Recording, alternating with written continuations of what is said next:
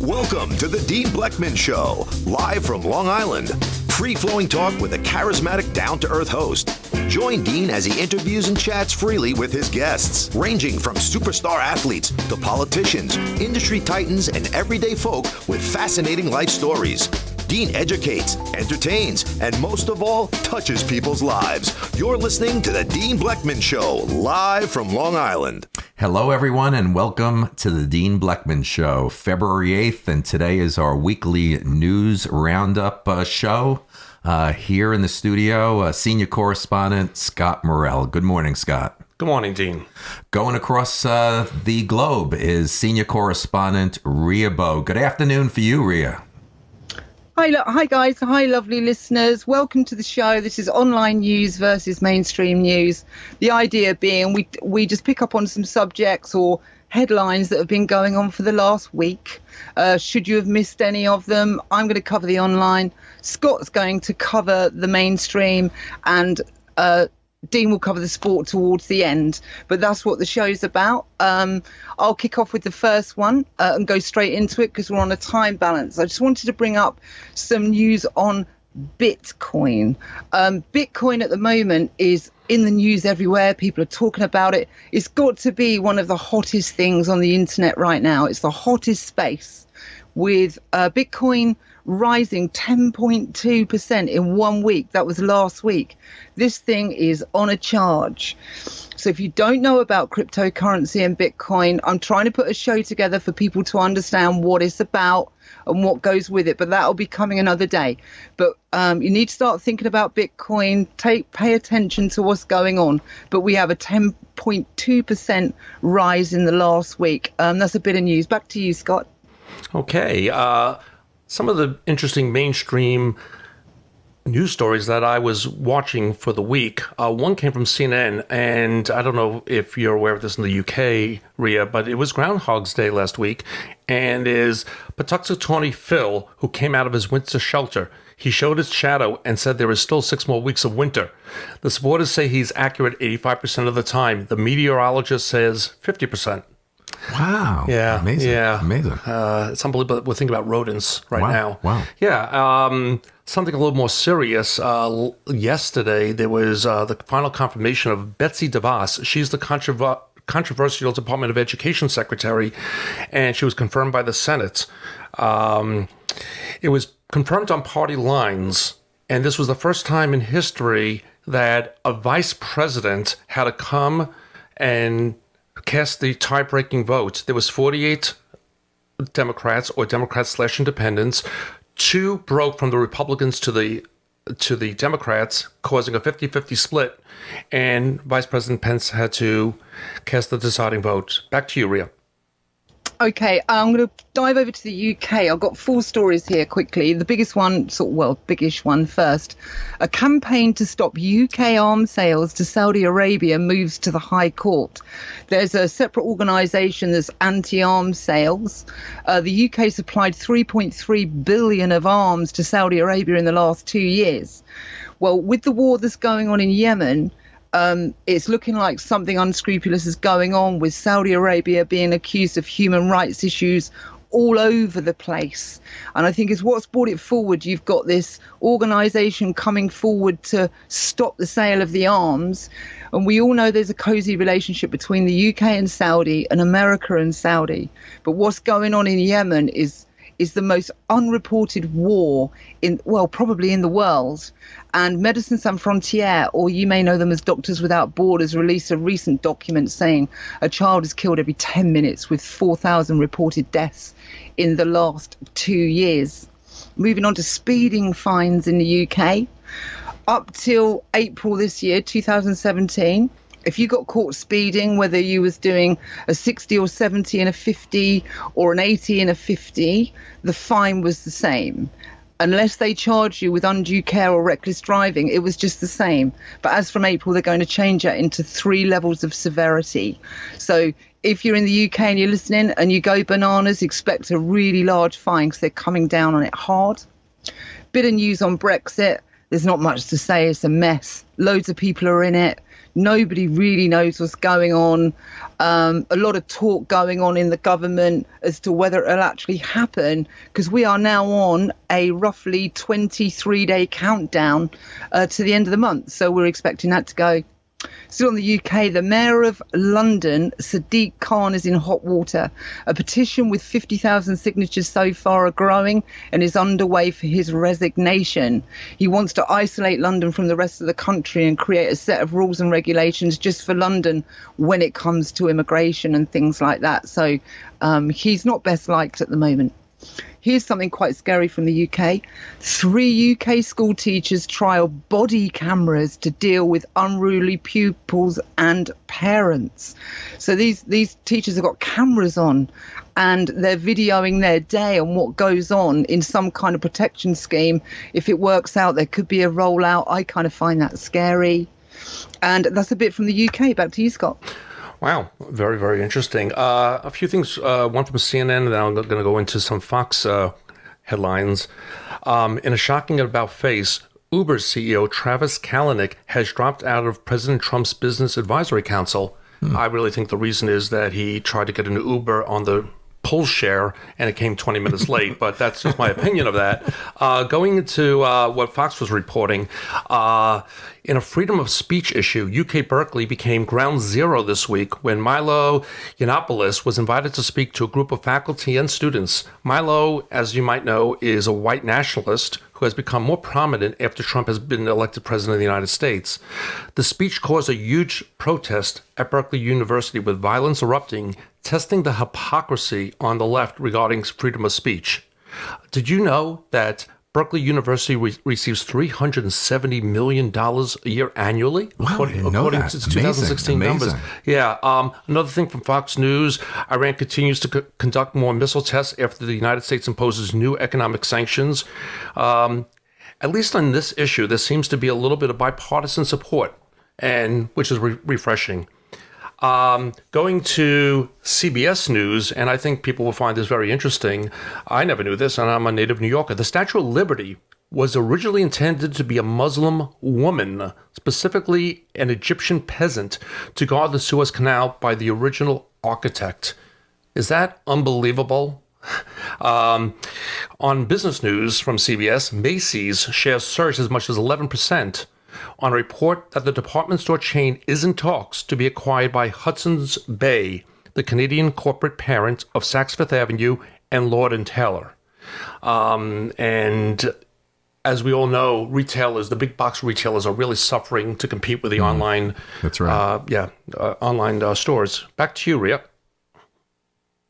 Okay, sorry about the gap. I wasn't ready for that. No problem. Excuse me. Over to the US. Okay, here's some news I picked up on. This is a bit scary for the US, you guys over there.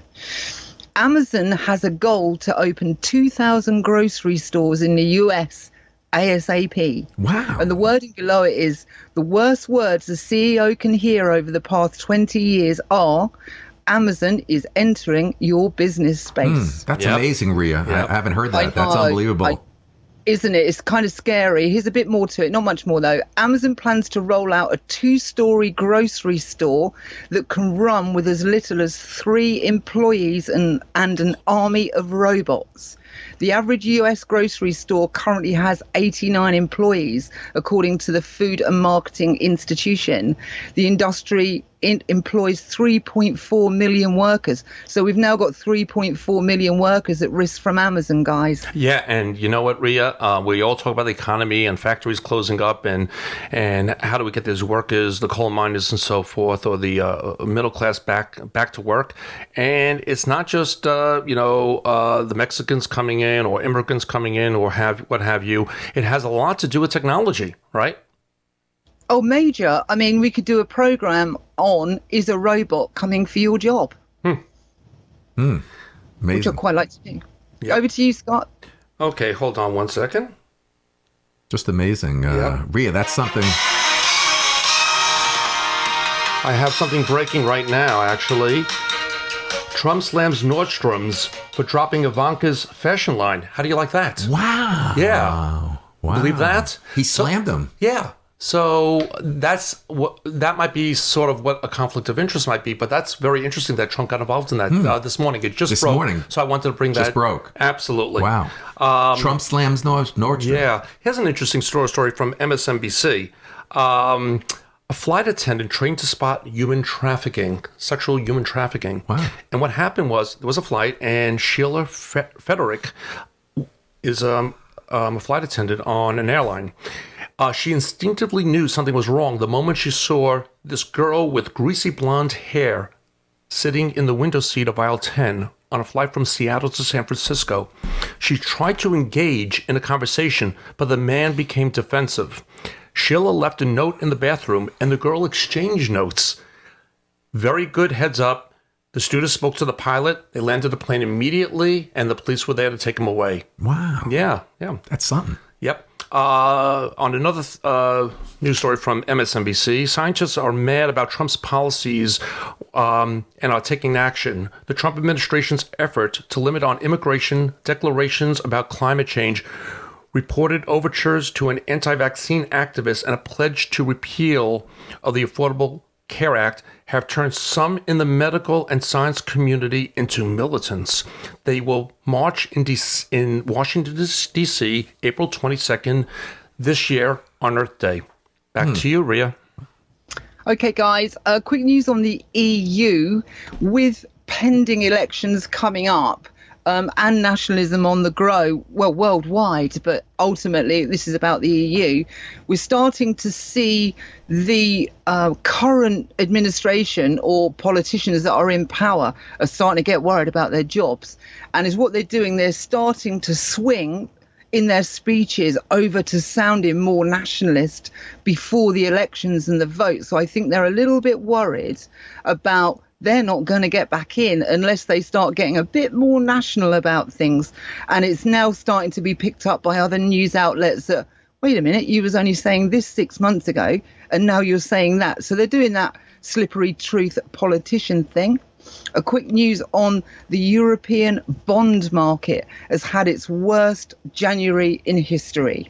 As I marked out before in the past, the bond market is a marker for the overall economy, and they can pump up figures here and pump them up there and make it look good to the general populace, but the bond market tells. And the bond market was just really a disaster in January. So keep an eye on the bond market, guys. I'll keep an eye on it, and it's probably an indicator of what's to come over to you in the US. Back to you, Scott. Okay, from CBS News, Narcan price spike felt by emergency responders who are using medication more and more to treat overdose patients. Dean, you're aware that there's a major epidemic with heroin in this country. Huge. Yeah. Especially throughout the school systems. Just awful. On more of a sad but entertainment note, according to Michael Kaliski, the actor's manager, actor Hatch died in a Santa Clarita home at 1:30 p.m. following a battle with pancreatic cancer. ABC-owned station KABC reported he was 71. Hatch began his TV acting career on the daytime soap All My Children in 1970 and appeared on other TV shows of the day, including the hit crime drama The Streets of San Francisco, boy does that bring back memories, and the comedy Mary Hartman. Sad news. Great actor. Yeah, you know him, right, Dean? Yep. Yeah. Something very current that's happening that happened yesterday that we may have an answer as early as today. Judges from the Ninth Circuit Court of Appeals yesterday grilled lawyers from the Department of Justice in Washington State yesterday afternoon over challenge to Donald Trump's controversial immigration executive order, questioning whether it constituted a Muslim ban. The hearing, which was conducted by phone, started with the federal judges pressing the DOJ for evidence that would justify reinstating the order, which curtailed immigrants and refugees from 7 majority Muslim countries and banned Syrian asylum seekers indefinitely. And finally, Pope Francis has weighed in on this as well. And Pope Francis has repeated his appeal for people to build bridges of understanding instead of walls in his first, albeit indirect, comment since the Trump administration tried to impose a travel ban on people from 7 mostly Muslim countries. Okay, Ria, right back to you. Okay, a bit of a word on Israel. Israel proposes to decriminalize marijuana and lean more towards education. There's been a bill. There's a bill trying to be passed, but the bill is expecting to be passed in around 3 months. Around 9% of the population like to spark up every now and then. While on the subject, the US, you guys over there in the lovely US, you have 8 states where it's completely legal just to spend your time on Cloud9, and a bit more from Israel as well. I know we'll pick up on the end on it. This is about a startup company from Israel. A startup company from Israel called StoreDot have produced a portable phone charger that can fully charge your phone in 5 minutes. Wow. That's amazing. I know. Amazing, Rhea. Do you have to plug it in, or is that through solar energy? Do you know? I don't know. I had a quick look at the product. The product is there, but leading towards after the 5-minute charger, which has been doing really well. This is a startup company as well. Sure. They're now developing a portable charger that will charge it in, wait for it, 30 seconds. So, and they're called StoreDot. Okay, so check them out. If you want to look at them online and you want to plug your phone in, because I realise people might be, because everybody has mobile phones, right? If you're looking for the company, it's store-dot is spelt. So store-dot.com, and you can get the products from there if you wish to. And they've also got another product that can charge an electric car from empty to full in 5 minutes. Back to you, Scott. Rhea, can I ask you a question about that? Is that available right now to purchase the store, the from store.com? It is. Both the 5-minute ones are, but the 30-second one was in the first quarter. So we've got about a month left before the 30-second one hits the markets. Okay, I will be the first customer for the 30-second one. Going to a little bit of entertainment news, what was a big story this week was Melissa McCarthy channeling her inner Sean Spicer in a Saturday Night Live sketch. I got to give credit to Sean Spicer. It was really good, a little bit brutal, but he handled it in a very, very nice way, and he was able to laugh at himself, which I think is great. Boy, he's pretty active every day. Huh? Oh, yeah. That's a rough job. Gene, have you seen the picture of Beyonce's provocative picture revealing that she's having twins? You see that Unbelievable. Yeah. Unbelievable. Yeah, it's all over, everywhere. Well, that was on all the Instagram, channels. everywhere. Yeah, I mean, CNN was playing that up a little bit. So that was... I follow her on Instagram, so it's really an impressive picture. Yeah, and really, one of my last pieces of news that I thought would be important for us to talk about, there's been a big debate between sanctuary cities in the United States and the Trump administration. Trump is demanding that he will withhold federal funds to any city that does not turn over illegal aliens who are identified or arrested to ICE. As I say, that is the role of the government. So the sanctuary cities are saying that's not our role. That's a federal government role. We don't have to, if we arrest them or identify them, it's not our role to give it to Customs and Immigration. It's their role, and it's going to be very interesting to see where that battle lies. Back to you. Back to you, Rhea. Okay, darling. Right, I've got a couple more because we're coming up on time. News from Japan. Fukushima, the nuclear plant that had a meltdown quite a few years ago. I've picked up on this news. It's not kind of everywhere, but I find it jolly interesting. Inside reactor 2 is hitting 530 sieverts an hour of radiation. So to make us understand how much radiation is coming out of this thing, a human being would be expected to die in 2 weeks after being exposed to one single dose at 10 sieverts an hour.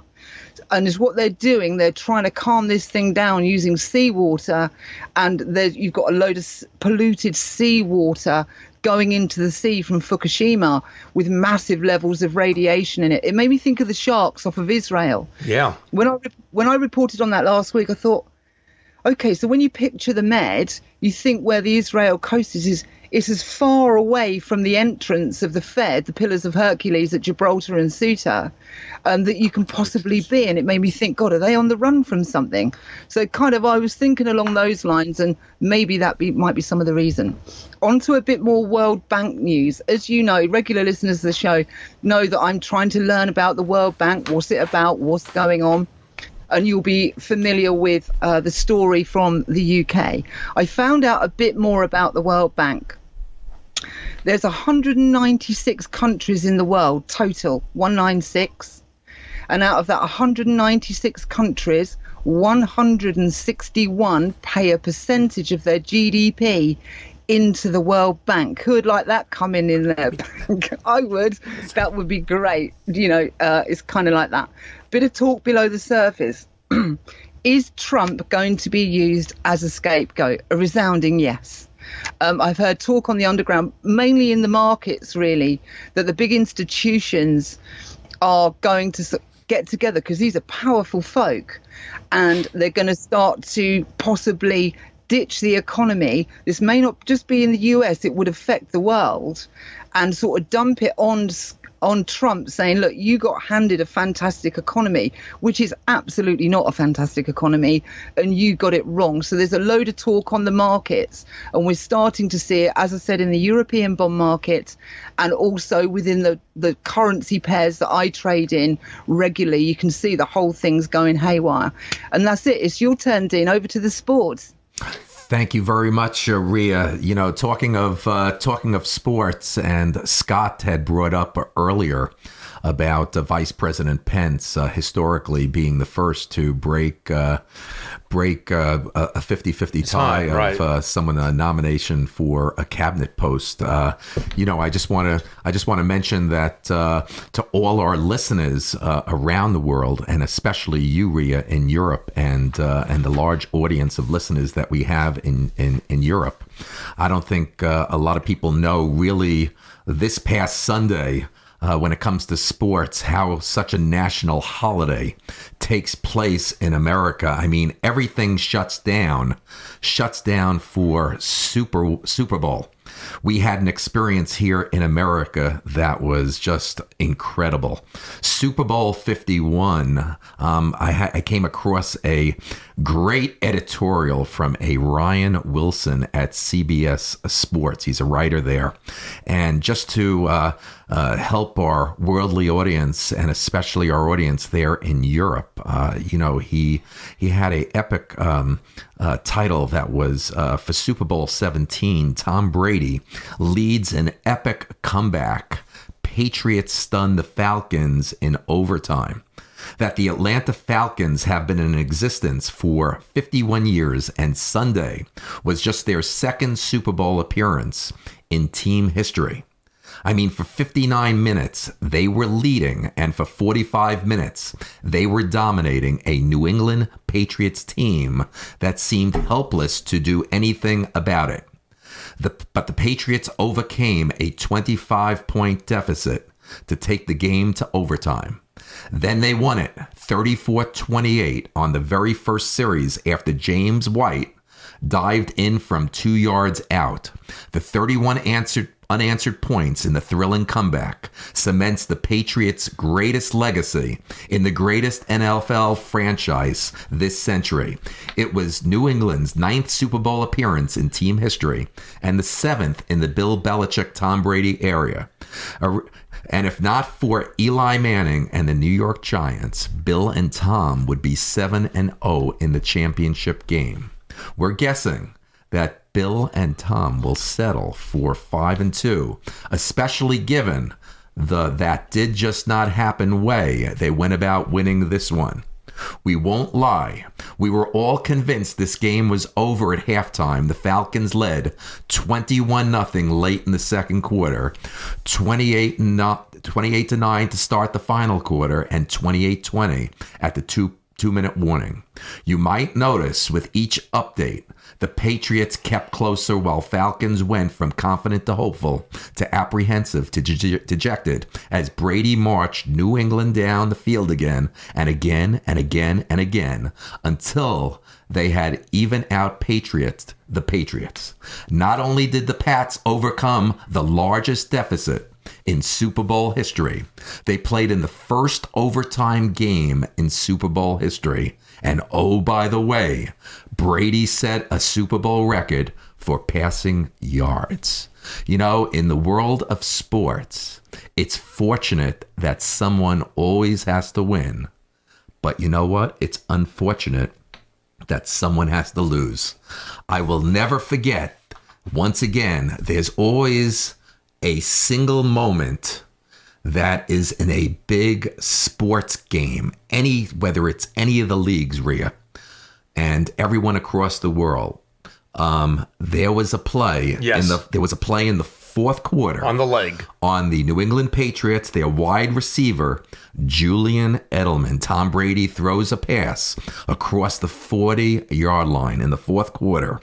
The ball was tipped 5-6 times, players converging, and Julian Edelman makes a play that goes down in historic Super Bowl sports history, lifetime, just resonates with just remarkable, and caught that ball with just 1 or 2 inches from the field. I think that was the turning point of the game. And I'll say it, that I'll never forget.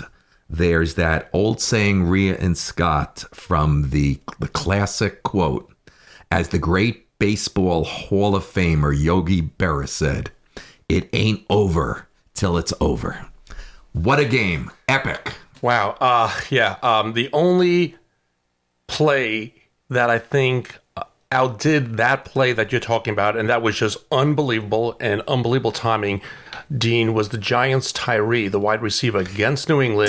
David Tyree. And exactly, he caught it on the back of his helmet, fell backwards, had the understanding and the quickness to realize that he can't fall down with the ball hitting the ground while other defensive players were trying to swat it away. Because he caught that ball, the drive continued, and the Giants eventually beat New England. We're running close to the end of the show. I just want to ask you one question. We're going to wrap this up. How do you think the Atlanta fans and the organization will ever get past this loss? Very difficult. Very difficult. It's a tough one, Scott. Okay. It really is, for anyone, pros or anyone. I mean, just to summarize it, I mean, come on. The Pats stunned the Falcons. The story is Brady's named MVP. Deservingly. Brady sets unbelievable Super Bowl records. And last, I think, to our worldly crowd, and especially in Europe there, Lady Gaga gave a epic halftime. And she wasn't too appearance. political. She was not too political. So on that, the Super Bowl is just a great time here in America in sports, and Rhea gives everybody a chance to just de-stress and relax. It's a national holiday in America, and it was epic. It was just a great day Sunday. So I just want to mention Rhea Bo. Thank you very much for the great discussion on news this week. Scott Morell, I want to thank you very much as well. To all our listeners, I want to thank you all very much for listening. And from all of us at the Dean Bleckman Show, have a great day. You've been listening to the Dean Bleckman Show, live from Long Island, New York. From all of us here, we'd like to thank you for tuning in. We look forward to hearing your comments via Facebook, Twitter, Skype, and email. And don't forget, you can visit the webpage anytime for the up-and-coming guest list. From all of us here, have a good evening.